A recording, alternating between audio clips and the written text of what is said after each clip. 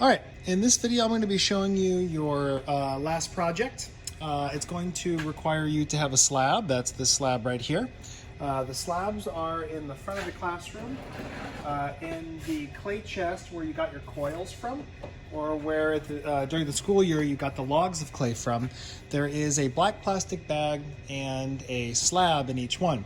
I'm using a bowl that I just made as part of my project. You're going to need something from your house, a plate, a shallow bowl. A deeper bowl doesn't really work very well. Something shallow like this, like a dish, or any kind of plate. It could be a rectangle, a circle, a square. It doesn't matter what. We're going to be laying our clay inside of this to take the shape of this piece. And then we're going to be making basically a copy of it that's going to be a little bit smaller. It's called a slump mold. So you'll get your slab, you want to take it home and compress it with your metal rib on both sides so it's smooth. I've already done that. Then you're going to take your slab and you're going to lay the slab gently down on top of your project, on top of your bowl or whatever you're taking a mold of.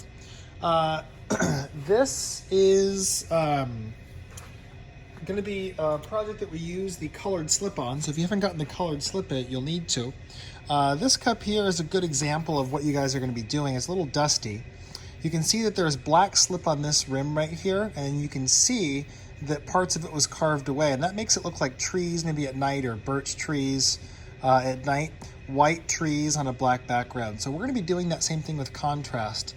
You're going to be using the colored slip. You're going to be able to use black slip or the brown slip, or you could use both. And we're going to be making basically a plate, putting some slip on it, and that'll be the first part today. And then the next part will be adding a foot or making sure that it sits level, and then doing some carving. And the carving is going to be very similar to the kind of carving that you did on the Greek project, or that it's in the Greek project's carving video that's on YouTube.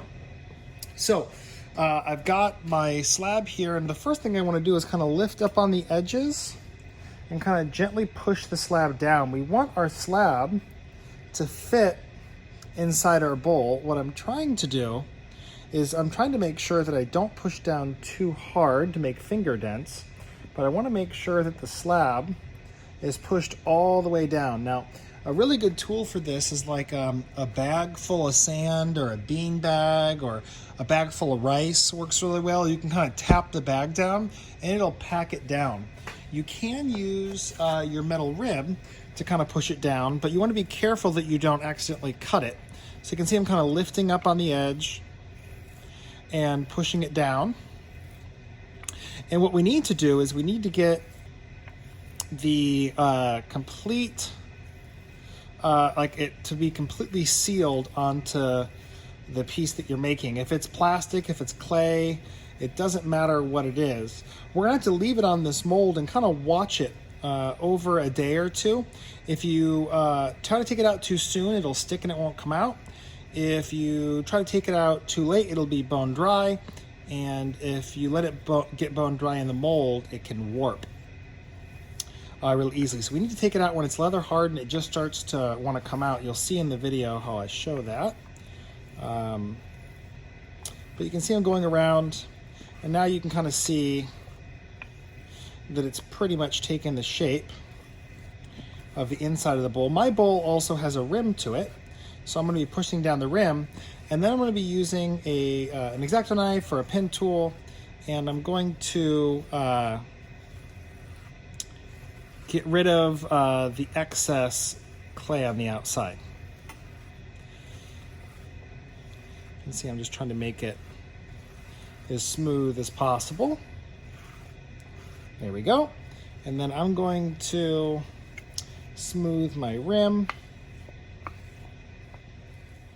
Forgot to mention at this point, if you chose an object that was too big for the slab, you'll want to pick something else. I don't have any other slabs larger than this. You could try to lightly roll it out with a rolling pin or stretch it in another way, but it's best if you pick something that will fit the slab. All right, so now that I've got that done, I'm going to use an X-Acto knife. You could, again, use a pin tool, is totally fine. I'm going to cut towards my bowl And then I'm going to put that in there, and I'm just cutting along the edge of my bowl. What I'm trying to do is keep the tool as straight as possible.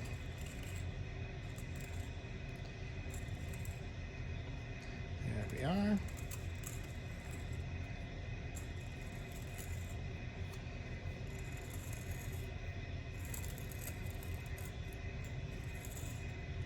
All right.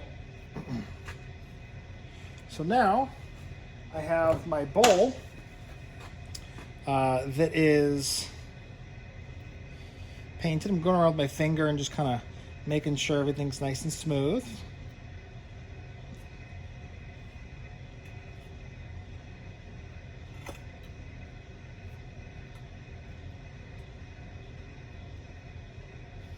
There we go. All right. So I can let this sit for maybe 20-30 minutes if I want, or I can start now with my slip, and it can dry all together. You can put the slip on now if you'd like. You don't have to wait for it to be leather hard to put the slip on. I've got the black slip here. So I've got my black slip. I'm gonna mix it. I've got a brush. The slip is in one of the containers. Someone broke one of the locks. Please be careful with the locks on the containers. I had to buy a new lock. Please be careful with them. Someone broke one of the container's doors trying to open it because I couldn't get the lock open. And I spent about 30 minutes today fixing that, and that kind of was lame. I'm gonna get a better brush. This brush doesn't hold quite enough liquid. All right. So I got my slip here. I'm just gonna put some slip on the inside. Not too much, just a little. There we go. And then I'm gonna use my banding wheel. It won't dry very quickly because my clay is so wet. And I wanna put 2 coats on. So I can put the first coat now, and then once it seems like this has dried where it's no longer shiny, I could do my second coat. See, I'm just spinning the wheel.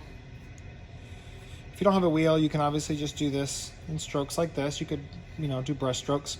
It might leave a pattern how mine has left it. That pattern is gonna shrink quite a bit. When the water evaporates, that pattern will get to be a lot less dramatic. There won't be nearly as many ridges. When the water evaporates, the clay flattens out.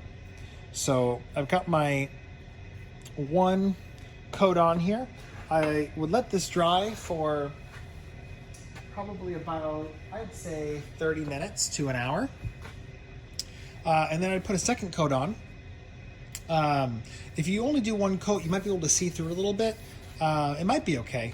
But when I leave it like this, then what I'm looking for is, you can see with my bowl now, I've got this clay in there, and you can see I've got that layer of clay right there. What I'm gonna look for it to happen is it's gonna start lifting off from there. You'll wanna leave it uncovered at home overnight, at least a day. Don't leave it outside. If you leave it outside, you can leave it outside for like 2 hours at a time and check it. But what we're basically doing is we're gonna slowly let this thing kind of dry. When clay dries, it's gonna shrink in, so it'll kind of come out of this little mold that's our bowl, and then we'll lift it out, and then we can either sand the bottom or make a small ring. That'll be the next video. And then there'll be carving too. This one should be 2 parts. This will be the last project for hand builders. And that's as far as you need to get on day 1. The slabs are already outside the classroom, the slip and the brushes. So if you want to start this now, you go right ahead. If you're not ready to move on to the next step, wrap the whole thing in plastic and it'll stay.